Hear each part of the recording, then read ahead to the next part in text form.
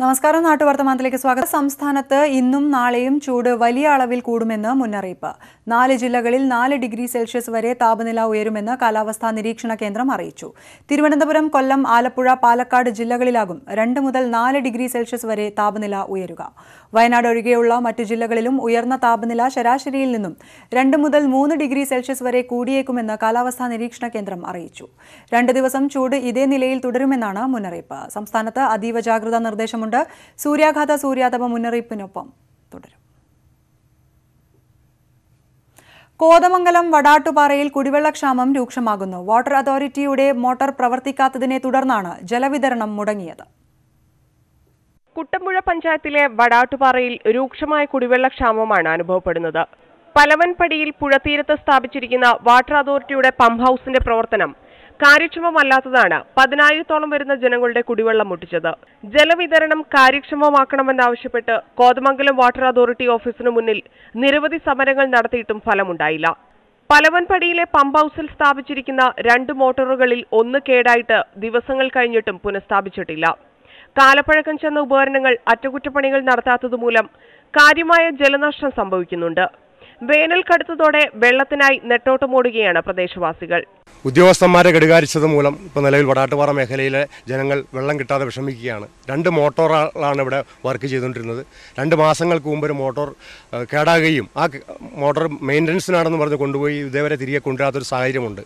ഒരു motor full time അടിച്ചു കഴിയുമ്പോൾ അത് വീണ്ടും കേടാകുകയും അതുമൂലം അതും പ്രവർത്തനരഹിതമാകുന്നത് കൊണ്ട് ഈ മേഖലയിലേക്കുള്ള പമ്പിംഗ് നിലയ്ക്കുകയും ദിവസങ്ങളോളം ഇവിടെയുള്ള ആളുകൾ കുടിവെള്ളത്തിനും അലക്കുന്നതിനും കുളിക്കുന്നതിനും എല്ലാം ബുദ്ധിമുട്ട് അനുഭവപ്പെടുന്ന ഒരു സാഹചര്യമുണ്ട്. അതുകൊണ്ട് വളരെയേറെ കഷ്ടത്തിലാണ് വടാട്ടുപാറ മേഖലയിൽ ജനങ്ങൾ. ഇടമലയാർ ഡാമിന്റെ താഴെ പുഴയുടെ തീരത്താണ് വാട്ടർ അതോറിറ്റിയുടെ പമ്പ് ഹൌസ് പ്രവർത്തിക്കുന്നത്. വൈദ്യുതി ഉൽപാദനത്തിന് ശേഷം ധാരാളം വെള്ളമാണ് ഇടമലയാറിൽ നിന്ന് ഇവിടേക്ക് ഒഴുകിയെത്തുന്നത്. എന്നാൽ അധികൃതരുടെ അനാസ്ഥ മൂലം ഇത് പ്രയോജനപ്പെടുത്താൻ കഴിയുന്നില്ലെന്നാണ് നാട്ടുകാരുടെ ആരോപണം. ജലക്ഷാമത്തിന് പരിഹാരം കാണുന്നതുവരെ പ്രതിഷേധ പരിപാടികൾ തുടരാനാണ് നാട്ടുകാരുടെ തീരുമാനം. ന്യൂസ് 18 കോതമംഗലം. ഇനി നാട്ടുവോട്ട്.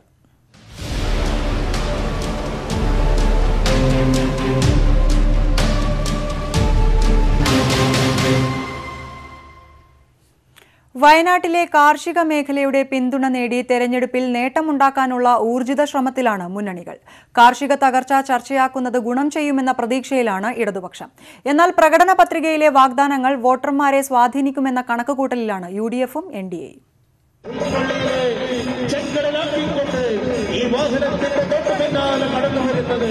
വയനാടൻ കാർഷിക മേഖല നേരിടുന്ന പ്രശ്നങ്ങൾ വോട്ടാകുമെന്ന ഉറച്ച വിശ്വാസത്തിലാണ് ഇടത് ക്യാമ്പ്.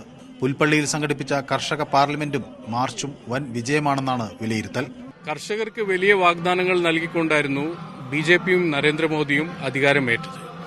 5 വർഷത്തിനിടയിൽ പക്ഷേ ഈ വാഗ്ദാനങ്ങളിൽ നിന്ന് പിന്നോട്ട് പോകുന്ന ഒരു സാഹചര്യമാണ് ഇന്ത്യയിൽ കാണാൻ കഴിഞ്ഞത്. കഴിഞ്ഞ 2.5 ദശകത്തിന് ഇടയിൽ വലിയ രീതിയിൽ നവലിബറൽ നയങ്ങൾ നടപ്പിലാക്കിയത് കാരണം ഇന്ത്യയിലെ കർഷകർ ദുരിതം അനുഭവിച്ചുകൊണ്ടിരിക്കുന്നത്. കർഷക പ്രശ്നങ്ങൾക്ക് മറുപടി പറയാൻ രാഹുൽ ഗാന്ധിയെ സമ്മർദ്ദത്തിലാക്കുകയാണ് ഇടതുതന്ത്രം. UDF-ഉം ഈ മാസം 16-ന് കർഷക മാർച്ച് സംഘടിപ്പിക്കുന്നുണ്ട്. കർഷകർക്ക് വേണ്ടി LDF ഒന്നും ചെയ്തിട്ടില്ലെന്നാണ് കോൺഗ്രസിന്റെ ആരോപണം. അതേസമയം കർഷകർക്ക് 6,000 രൂപ നൽകുന്ന മോദി സർക്കാരിന്റെ പ്രധാനമന്ത്രി കിസാൻ സമ്മാൻ നിധി പദ്ധതി മേഖലയെ തങ്ങൾക്കൊപ്പം നിർത്തും എന്ന പ്രതീക്ഷയിലാണ് NDA. മനു ഭരത്, ന്യൂസ് 18 വയനാട്. പ്രകൃതിയെയും കൃഷിയെയും മറക്കുന്നവർക്ക് വോട്ട് നൽകില്ലെന്ന നിലപാടുമായി വയനാട്ടിലെ കർഷക കൂട്ടായ്മകളും പരിസ്ഥിതി പ്രവർത്തകരും രംഗത്ത്. വയനാട് പ്രകൃതി സംരക്ഷണ സമിതിയും വിവിധ കർഷക കൂട്ടായ്മകളുമാണ് തെരഞ്ഞെടുപ്പ് കാലത്ത് പ്രതിഷേധവുമായി രംഗത്തെത്തിയിരിക്കുന്നത്. പതിവ് വാഗ്ദാനങ്ങൾ നൽകി ജില്ലയിലെ കർഷകരെ തെറ്റിദ്ധരിപ്പിക്കാനാവില്ലെന്ന മുന്നറിയിപ്പാണ് കർഷകരും പരിസ്ഥിതി പ്രവർത്തകരും തെരഞ്ഞെടുപ്പ് കാലത്ത് നൽകുന്നത്. ജില്ലയിലെ അടിസ്ഥാന വികസന പോരായ്മകൾ പരിഹരിക്കുക എന്നത് കാർഷിക രംഗത്തെ വികസന പോരായ്മകൾ പരിഹരിക്കുക എന്നതായി മാറണം.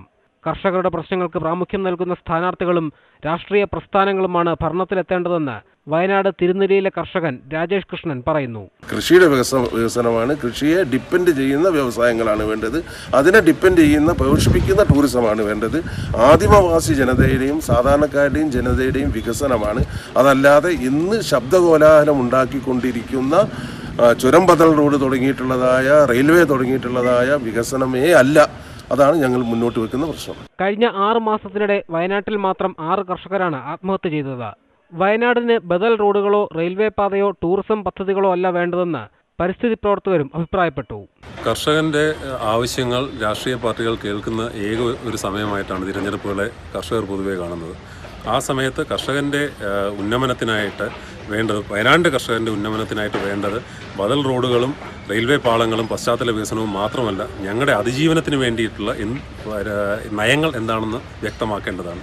കാർഷിക മേഖലയ്ക്ക് ഊന്നൽ നൽകുന്നവർ തന്നെ അധികാരത്തിലെത്തണമെന്നും അതിനായുള്ള പ്രവർത്തനങ്ങൾക്കൊപ്പമുണ്ടെന്നും ഇവർ പറയുന്നു. ന്യൂസ് 18 വയനാട്. സംസ്ഥാനത്ത് ആദ്യമായി ട്രാൻസ്ജെൻഡേഴ്സിന്റെ നേതൃത്വത്തിൽ തെരഞ്ഞെടുപ്പ് ബോധവൽക്കരണം. തിരുവനന്തപുരത്ത് സെക്രട്ടേറിയറ്റിലെ സൗത്ത് ഗേറ്റിനോട് ചേർന്നുള്ള ബോധവൽക്കരണ പവലിയൻ മുഖ്യ തെരഞ്ഞെടുപ്പ് ഓഫീസർ ടിക്കാറാം മീണ ഉദ്ഘാടനം ചെയ്തു. വോട്ട് ചെയ്യാൻ മാത്രമല്ല, ഇക്കുറി തെരഞ്ഞെടുപ്പ് ബോധവൽക്കരണത്തിന് മുന്നിട്ടിറങ്ങുകയാണ് തിരുവനന്തപുരത്തെ ട്രാൻസ്ജെൻഡേഴ്സ്. സെക്രട്ടേറിയറ്റ് സൗത്ത് ഗേറ്റിന് സമീപം വോട്ടിംഗ് ബോധവൽക്കരണത്തിനായി തെരഞ്ഞെടുപ്പ് കമ്മീഷൻ ആരംഭിച്ച പവലിയനിൽ ട്രാൻസ്ജെൻഡേഴ്സ് വോട്ടിംഗുമായി ബന്ധപ്പെട്ട സംശയങ്ങൾ ദൂരീകരിക്കും.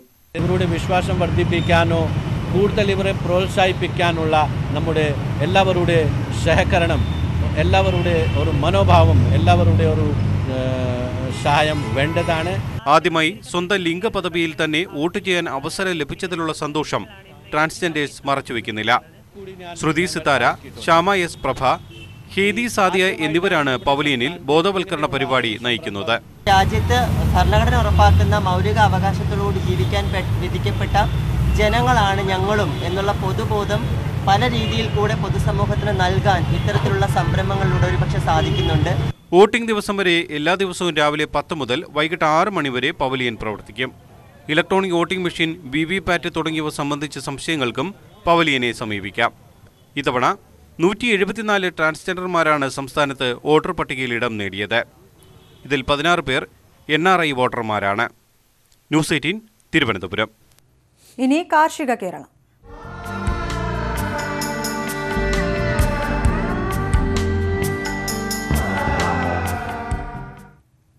എറണാകുളം ജില്ലയിലെ വരാപ്പുഴ, പൊക്കാളി പാടങ്ങളിൽ മത്സ്യകൃഷി വിളവെടുപ്പ് ആരംഭിച്ചു. ടൂറിസം രംഗത്തെ സാധ്യതകൾ കൂടി പ്രയോജനപ്പെടുത്തിയാണ് വിളവെടുപ്പ് ഉത്സവം സംഘടിപ്പിച്ചത്.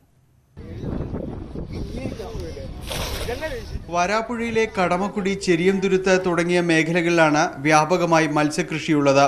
പൊക്കാളി കൃഷിക്ക് ശേഷമുള്ള 6 മാസമാണ് മത്സ്യകൃഷിക്കായി ഉപയോഗിക്കുന്നത്. ഇതിന്റെ വിളവെടുപ്പാണ് കെട്ടുകലക്കൽ എന്ന പേരിൽ ആഘോഷിക്കുന്നത്. ഏക്കറുകളോളം വിസ്തൃതമായ മത്സ്യകൃഷി പാടങ്ങളിൽ നിന്നുള്ള മത്സ്യങ്ങൾ ഇവിടെ തന്നെ പാകം ചെയ്ത് നൽകുന്നുണ്ട്. മത്സ്യം പിടിക്കുന്നതിനും പിടിക്കുന്ന രീതി മനസ്സിലാക്കാനുമുള്ള സൗകര്യവും ഇവിടെ ഒരുക്കിയിട്ടുണ്ട്. നിരവധി പേരാണ് കെട്ടുകലക്കൽ ഉത്സവത്തിനായി ഇവിടേക്ക് എത്തുന്നത്.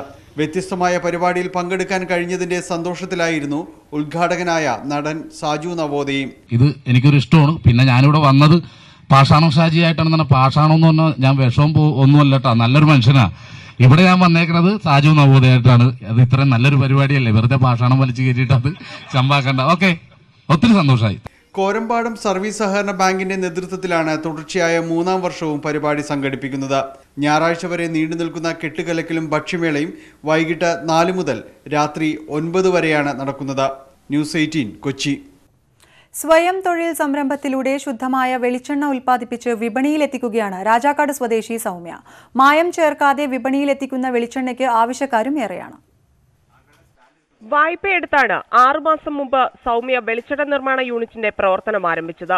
ചെറിയ രീതിയിൽ ആരംഭിച്ച യൂണിറ്റിൽ തികച്ചും പ്രകൃതിദത്തമായി ഉൽപ്പാദിപ്പിക്കുന്ന വെളിച്ചെണ്ണയ്ക്ക് ആവശ്യക്കാരേറിയതോടെ വിപണിയിലേക്ക് എത്തിക്കാൻ തീരുമാനിച്ചു. നിലവിൽ പ്രതിമാസം 15 ലക്ഷം രൂപയുടെ വെളിച്ചെണ്ണയാണ് സൗമ്യ വിപണിയിലെത്തിച്ച് വിൽപ്പന നടത്തുന്നത്. ഉടുമ്പൻചോല താലൂക്കിൽ മാത്രമാണ് ഇപ്പോൾ ഉൽപ്പാദിപ്പിക്കുന്ന വെളിച്ചെണ്ണ എത്തിക്കുവാൻ കഴിയുന്നത്. വരും വർഷത്തിൽ യൂണിറ്റ് വിപുലീകരിച്ച് ജില്ലയിലാകെ മായമില്ലാത്ത വെളിച്ചെണ്ണ എത്തിക്കുന്നതിനുള്ള തയ്യാറെടുപ്പിലാണ് സൗമ്യ. ഞങ്ങളുടെ ഈ സംരംഭത്തിലൂടെ 100% മായമില്ലാത്ത വെളിച്ചെണ്ണ ജനങ്ങളിൽ എത്തിച്ചു കൊടുക്കാൻ സാധിച്ചു എന്നതിൽ സന്തോഷിക്കുന്നു. തുടർന്നുള്ള വർഷങ്ങൾ ഈ യൂണിറ്റ് ഒന്നും കൂടി വിപുലീകരിച്ച് തുടർന്ന് കൊണ്ടുപോകാനായിട്ടാണ് ആലോചിക്കുന്നത്. കോഴിക്കോട്ട് നിന്നുമാണ് തേങ്ങ എത്തിക്കുന്നത്. തേങ്ങ ഉണക്കുന്നതിനും മറ്റു ജോലികൾക്കുമായി 8 തൊഴിലാളികളും ഇവിടെയുണ്ട്. വെളിച്ചെണ്ണ കുപ്പികളിലാക്കുന്നതിനും വിപണിയിലെത്തിക്കുന്നതിനും സൗമ്യയെ സഹായിക്കുന്നത് ഭർത്താവ് ബിജുവാണ്. ന്യൂസ് 18 രാജാക്കാട്.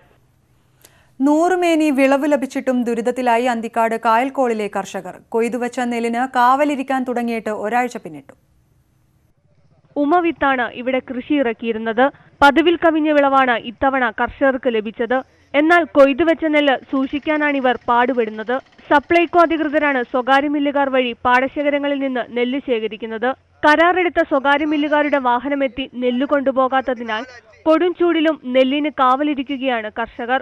സമീപത്തെ പടവിൽ 10 ദിവസമായി ചാക്കിലാക്കി വെച്ചിട്ടും നെല്ല് കൊണ്ടുപോയിട്ടില്ല. എനിക്ക് കായലുകളിൽ 2 ഏക്കർ നിലമുണ്ട്.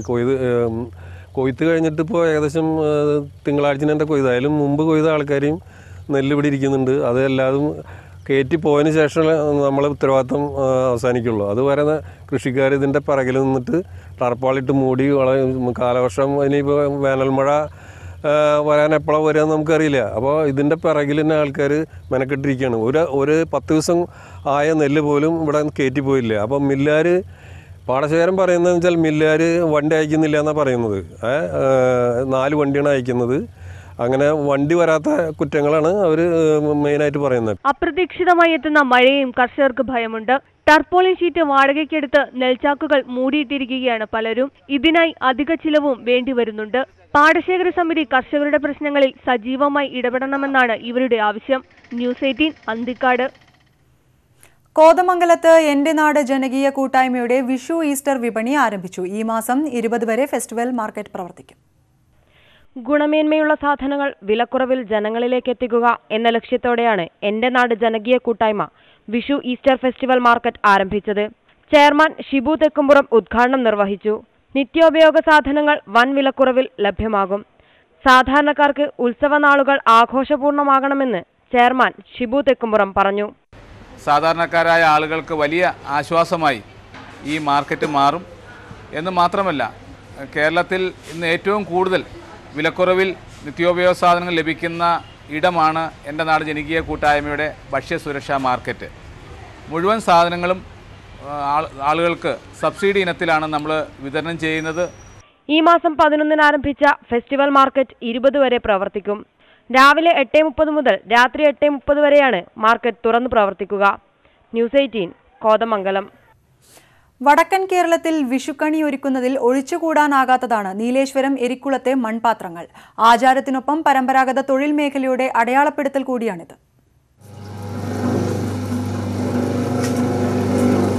മഹാശിലാ സംസ്കാരത്തോളം പഴക്കമുണ്ട് എരിക്കുളത്തെ മൺപാത്ര നിർമ്മാണത്തിന്. കാർഷിക മേഖലയുമായി ബന്ധപ്പെട്ട ഈ കുലത്തൊഴിലിനെ ആശ്രയിക്കുന്ന 100ഓളം കുടുംബങ്ങൾ ഇന്നും എരിക്കുളത്ത് സജീവമാണ്. മൺപാത്രങ്ങൾ ഉപേക്ഷിക്കപ്പെടുന്ന കാലത്തും കണിയൊരുക്കാൻ കലവും ചട്ടിയും തേടിയെത്തുന്നവരിലാണ് ഈ കുടുംബങ്ങളുടെ പ്രതീക്ഷ. പരമ്പരാഗത രീതിയിലുള്ള നിർമ്മാണം പിന്തുടരുന്നതിനാൽ എരിക്കുളം മൺപാത്രങ്ങൾക്ക് വിപണി മൂല്യം ഏറെയാണ്. ഇത്തവണയും വിഷുവിന് മാസങ്ങൾക്ക് മുമ്പ് തന്നെ എരിക്കുളത്ത് മൺപാത്ര നിർമ്മാണം ആരംഭിച്ചിരുന്നു. ഇപ്പോൾ ഒരു ചട്ടി 100 രൂപ മുതൽ 150 രൂപ വരെ ഒരു ചട്ടി മാർക്കറ്റിൽ പോകുന്നുണ്ട്. നല്ല രീതിയിൽ ഇപ്പോഴത്തെ കച്ചവടം മാർക്കറ്റുണ്ട്. പിന്നെ ഈ മണൽ പൂഴി ചാലിന് വാരിക്കൊണ്ടരും, അതുകൊണ്ട് കൂടെ മിക്സ് ചെയ്തിട്ട് മിക്സിയിലിട്ട് അരച്ചിട്ടാണ് ചട്ടി ഉണ്ടാക്കുന്നത്. എരിക്കുളം വയലിൽ നിന്നും കുഴിച്ചെടുക്കുന്ന മണ്ണ് ഉപയോഗിച്ചാണ് പാത്രങ്ങൾ നിർമ്മിക്കുന്നത്. ഇതിനായി വിഷു കഴിഞ്ഞ അടുത്ത ദിവസം സംഘടിപ്പിക്കുന്ന മണ്ണെടുപ്പ് ഉത്സവം എരിക്കുളത്തിന്റെ കൂട്ടായ്മയുടെ കൂടി പ്രതീകമാണ്. ചൂളയിൽ ചുട്ടെടുക്കുന്ന എരിക്കുളത്തിന്റെ മൺപാത്ര നിർമ്മാണ പാരമ്പര്യം കൈമോശം വരാതെ സൂക്ഷിക്കുന്നതിനുള്ള പരിശ്രമങ്ങൾ ഫലപ്രദമാകണമെന്ന ആവശ്യം ശക്തമാണ്. ന്യൂസ് 18 കാസർഗോഡ്. വയനാട്ടിൽ മാവോയിസ്റ്റ് പോസ്റ്ററുകൾ. തെരഞ്ഞെടുപ്പ് ബഹിഷ്കരിക്കാനാണ് പോസ്റ്ററുകളിലെ ആഹ്വാനം. വിവരങ്ങളുമായി മനു ഭരത് ചേരുന്നു. മനു, വയനാട്ടിൽ എവിടെയായിട്ടാണ് ഈ പോസ്റ്ററുകൾ കാണപ്പെട്ടത്? ഒപ്പം തന്നെ മറ്റെന്തെങ്കിലും കാര്യങ്ങൾ കൂടുതലായി പോസ്റ്ററിൽ പറയുന്നുണ്ടോ? ആര്യ, തിരുനെല്ലി പ്രദേശങ്ങളിലാണ് ഇപ്പോൾ പോസ്റ്റർ പ്രത്യക്ഷപ്പെട്ടിരിക്കുന്നത്. ഇത് നേരത്തെ തന്നെ കഴിഞ്ഞ ആഴ്ച സമാനമായ രീതിയിൽ മുണ്ടക്കൈ പ്രദേശത്തും ഈ പോസ്റ്ററുകൾ പ്രത്യക്ഷപ്പെട്ടു. ഇത് കബനി ദളത്തിന്റെ പേരിലാണ് ഇപ്പോഴുള്ള പോസ്റ്ററുകൾ. നേരത്തെ നാടുകാട് ഏരിയ കമ്മിറ്റിയുടെ പേരിലും ഇത്തരത്തിൽ വയനാട്ടിൽ പോസ്റ്ററുകൾ കണ്ടിരുന്നു. ഇതിനു മുൻപ് തന്നെ തെരഞ്ഞെടുപ്പ് ബഹിഷ്കരിക്കണമെന്നും തെരഞ്ഞെടുപ്പിൽ മത്സരിക്കുന്നവരെല്ലാം തന്നെ കർഷക വിരുദ്ധ നിലപാടുള്ള കക്ഷികളാണ് എന്ന് കാണിച്ചുകൊണ്ടും യഥാർത്ഥ മാവോയിസ്റ്റ് ബദലിനായി പോരാടുകയാണ് കർഷകരും നാട്ടുകാരും ചെയ്യേണ്ടത് എന്നും ആവശ്യപ്പെട്ടുകൊണ്ടാണ് ഈ പോസ്റ്ററുകൾ പതിച്ചിട്ടുള്ളത്. മനുഭരത്താണ് വയനാട്ടിൽ നിന്നും വിവരങ്ങൾ നൽകിയത്. തിരുനാവായ നവാമുകുന്ദ ക്ഷേത്രത്തിലെ ഉത്സവത്തിന് നാളെ കൊടിയേറും. ഏപ്രിൽ 23 നടക്കുന്ന ആറാട്ടോടെ ഉത്സവം സമാപിക്കും. ദക്ഷിണേന്ത്യയിലെ പ്രധാന തീർത്ഥാടന കേന്ദ്രങ്ങളിലൊന്നാണ് തിരുനാവായ നവാമുകുന്ദ ക്ഷേത്രം. പിതൃതർപ്പണ കർമ്മങ്ങൾക്ക് പ്രസിദ്ധമാണ് ക്ഷേത്രത്തിലെ ത്രിമൂർത്തി സംഗമസ്ഥാനം. ക്ഷേത്രത്തിലെ ദ്രവ്യകലശമുത്സവത്തിന് തുടക്കമായതോടെ ഭക്തരുടെ തിരക്കേറി. ക്ഷേത്രത്തിലെത്തുന്ന മുഴുവൻ ആളുകൾക്കും 2 നേരം പ്രസാദോട്ട് ദേവസ്വം വക നടത്തുന്നുണ്ട്. ക്ഷേത്രത്തിൻ്റെ ഉത്സവത്തിൻ്റെ പ്രധാന ദിവസമായ 8ാം വിളക്ക് ഉത്സവബലി 21-ാം തീയതി ദർശനത്തിന് വലിയ പ്രാധാന്യമുള്ള ദിവസമാണ്. 21-ാം തീയതി ഒരു 10-11 മണിയോട് കൂടിയിട്ടാണ് ഉത്സവബലി നടക്കുക. അതുപോലെ 22-ാം തീയതി വൈകിട്ട് പള്ളിവേട്ട എഴുന്നള്ളിപ്പാണ് പടിഞ്ഞാറ് നടക്കിലേക്ക്. 23-ാം തീയതി ആറാട്ട് വൈകുന്നേരം ഭാരതപ്പുഴയിൽ ആറാട്ടോടുകൂടി ഉത്സവം കഴിയുകയും ആറാട്ട് കഴിഞ്ഞ് ക്ഷേത്രത്തിൻ്റെ കിഴക്കേ നടയിൽ പാണ്ടിമേളം നടക്കുകയും പിന്നീട് ക്ഷേത്രത്തിൽ 11 പ്രദക്ഷിണം കഴിഞ്ഞതിന് ശേഷം കൊടിയിറക്കത്തോടുകൂടി ഈ കൊല്ലത്തെ ഉത്സവം സമാപിക്കുകയുമാണ്. നാളെ ഉത്സവത്തിന് കൊടിയേറും. വിഷുദിനത്തിൽ പ്രത്യേക പൂജകളും ഏപ്രിൽ 22-ന് പള്ളിവേട്ടയും നടക്കും. 23-ന് നടക്കുന്ന ആറാട്ടോടെ ദ്രവ്യകലശം ഉത്സവത്തിന് സമാപനമാകും. ഏപ്രിൽ 9 മുതൽ 23 വരെ നടക്കുന്ന ചടങ്ങുകളുടെ ഭാഗമായി കലാപരിപാടികളും നടക്കും. ന്യൂസ് 18 തിരൂർ. നരിക്കുനി കുട്ടമ്പൂരിൽ നാടിന്റെ ഉത്സവമായി 5 ദിവസത്തെ വോളിബോൾ മേള. സുവർണ ജൂബിലി ആഘോഷിക്കുന്ന ഹെക്സാ സ്പോർട്സ് ക്ലബ്ബാണ് ദേശീയ താരങ്ങൾ ഉൾപ്പെടെ മാറ്റുരയ്ക്കുന്ന വോളിബോൾ മേള സംഘടിപ്പിച്ചത്. പ്രാദേശിക ടീമുകളുടെ പേരിലാണ് വിവിധ ഡിപ്പാർട്ട്മെന്റ് ടീമുകൾ ഉൾപ്പെടെ കളത്തിലിറങ്ങിയത്. കലാകായിക രംഗത്ത് നിരവധി പ്രതിഭകളെ വാർത്തെടുത്ത കുട്ടമ്പൂരിൽ വരും തലമുറയെ കായിക പ്രേമികളാക്കി മാറ്റുന്നതിനും വോളിബോളിനെ ജനകീയമാക്കുന്നതിനും വേണ്ടിയാണ് 5 ദിവസത്തെ ടൂർണമെന്റ് സംഘടിപ്പിച്ചത്. കുട്ടമ്പൂർ ഹയർ സെക്കൻഡറി സ്കൂൾ ഗ്രൗണ്ടിൽ നടക്കുന്ന മേളയിൽ ദേശീയ സംസ്ഥാന താരങ്ങൾ ഉൾപ്പെടെയാണ് കളത്തിലിറങ്ങുന്നത്. Indian army, Indian railway, Indian air force, Indian navy, KSTB എന്നീ ടീമുകളിലെ കളിക്കാർ വിവിധ ടീമുകൾക്കായി കളിക്കുന്നുണ്ട്.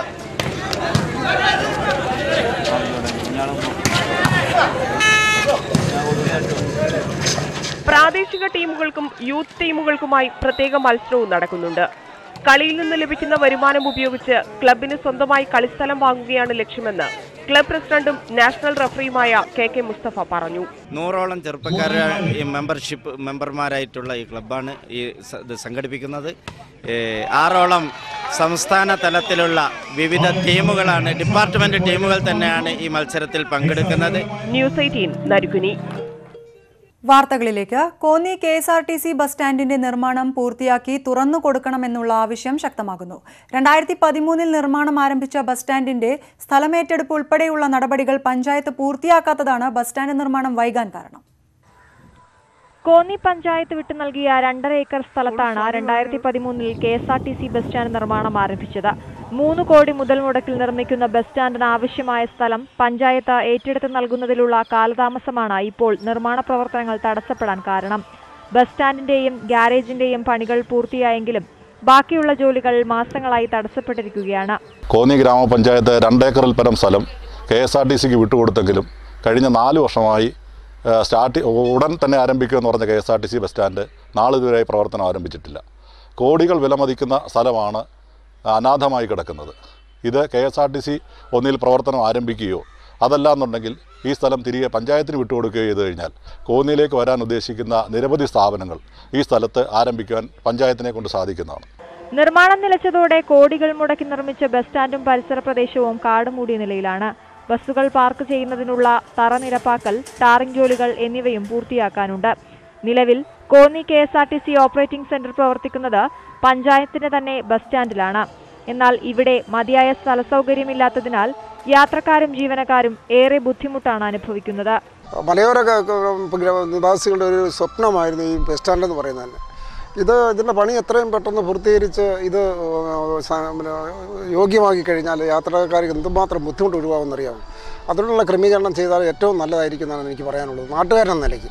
ബസ് സ്റ്റാൻഡിന് ആവശ്യമായ സ്ഥലമേറ്റെടുപ്പ് നടപടികൾ പൂർത്തിയാക്കി ഡിപ്പോ തുറന്നു കൊടുക്കാനുള്ള നടപടി അധികൃതർ സ്വീകരിക്കണമെന്നാണ് നാട്ടുകാരുടെ ആവശ്യം. ന്യൂസ് 18 പത്തനംതിട്ട. തൃശൂർ കിഴുപ്പള്ളിക്കര അഴിമാവ് കടവ് റോഡ് ഗതാഗത യോഗ്യമാക്കണമെന്ന ആവശ്യം ശക്തമാകുന്നു. കേന്ദ്ര പദ്ധതിയിൽ ഉൾപ്പെടുത്തി റോഡ് പുനർനിർമ്മിക്കുന്നതിനായി ടാർ പൊളിച്ച് 3 മാസം പിന്നിട്ടിട്ടും നിർമ്മാണം എങ്ങുമെത്തിയില്ല. കിഴുപ്പള്ളിക്കര ഹെൽത്ത് സെന്റർ മുതൽ അഴിമാവ് കടവ് വരെയുള്ള 1.5 കിലോമീറ്റർ റോഡാണ് പൊളിച്ചിട്ടിരിക്കുന്നത്. കേന്ദ്ര പദ്ധതിയിൽ ഉൾപ്പെടുത്തി നവീകരിക്കാമെന്ന കാരണം പറഞ്ഞാണ് ഗതാഗത യോഗ്യമായിരുന്ന റോഡിലെ ടാറിംഗ് പൊളിച്ചത്. 3 മാസം പിന്നിട്ടിട്ടും നവീകരണം എങ്ങുമെത്തിയില്ല. മെറ്റൽ ഇളക്കി മാറ്റി റോഡ് ലെവൽ ചെയ്ത് ആ മെറ്റൽ തന്നെ വിരിച്ച് പാറപ്പൊടി നിരത്തിയിരിക്കുകയാണ് ഇപ്പോൾ. കിഴുപ്പിള്ളിക്കര ലിഫ്റ്റ് ഇറിഗേഷൻ പദ്ധതി ഈ പാതയിലൂടെയാണ് എന്നുള്ളതുകൊണ്ട് ഉടൻ നവീകരണം നടത്താനാകില്ലെന്നാണ് അധികൃതരുടെ വാദം. നൂറുകണക്കിന് കുടുംബങ്ങളാണ് അധികൃതരുടെയും വകുപ്പുകളുടെയും ഏകോപനമില്ലായ്മയും അനാസ്ഥയും കൊണ്ട് ദുരിതം അനുഭവിക്കുന്നത്. അഴിമാവ് പാലത്തിന്റെ അനുബന്ധമായിട്ടാണ് ഈ റോഡ് നന്നാക്കണമെന്നാണ് പറഞ്ഞിരുന്നത്. പക്ഷെ ഇതുവരെയായിട്ടും ഇതിനൊരു പരിഹാരം കാണാൻ പറ്റിയിട്ടില്ല. റോഡ് ആകെ മോശമായി കിടക്കുകയാണ്. ഈ സഞ്ചാരയോഗ്യമല്ലാത്ത രീതിയിലാണ് കിടക്കുന്നത്. ഞാൻ ഇവിടുത്തെ ജനപ്രതിനിധികളായിട്ടും അതുപോലെ PWD ഡിപ്പാർട്ട്മെന്റായിട്ടും ഒക്കെ ബന്ധപ്പെട്ടപ്പോൾ ആർക്കും വ്യക്തമായ ഒരു ഉത്തരം തരാൻ കഴിഞ്ഞിട്ടില്ല. വാഹന സൗകര്യമില്ലാതെയും റോഡിൽ നിന്നുള്ള പൊടിശല്യം മൂലവും കുടിവെള്ളം ലഭിക്കാതെയും ഒരു ജനത നട്ടം തിരിയുകയാണ്. റോഡിന്റെ പണി അടിയന്തരമായി പൂർത്തിയാക്കിയില്ലെങ്കിൽ സമരരംഗത്തിറങ്ങാൻ തയ്യാറായിരിക്കുകയാണ് നാട്ടുകാർ. ന്യൂസ് 18 തൃശൂർ. നാട്ടുവർത്തമാനം പൂർണ്ണമാകുന്നു. ഇടവേളയ്ക്ക് ശേഷം 9 മണി ഒറ്റനോട്ടത്തിൽ MG രേണുക ചേരും. നമസ്കാരം.